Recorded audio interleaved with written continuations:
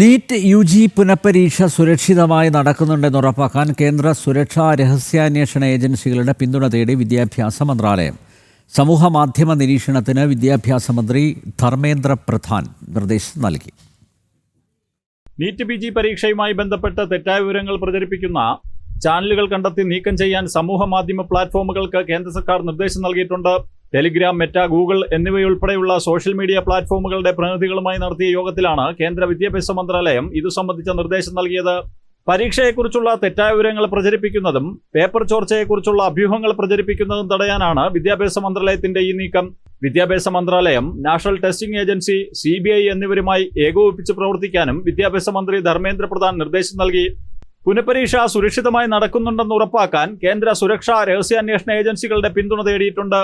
പുനഃപരീക്ഷയിൽ യാതൊരുവിധ ക്രമക്കേടും നടക്കാതിരിക്കാൻ പഴുതുകളടച്ച് പരീക്ഷ നടത്തുന്നതിനാണ് സർക്കാർ ശ്രമം.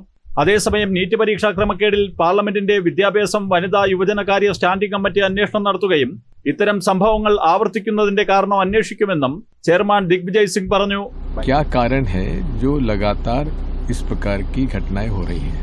क्या कारण है कि कुछ सेंटर्स ऐसे हैं जहां इस प्रकार की घटनाएं बार बार हो रही हैं? इन सब बातों को हम लोग संज्ञान में लेकर उस पर चर्चा करके सर्वसम्मति से जो हम लोगों का मत होगा वो देंगे.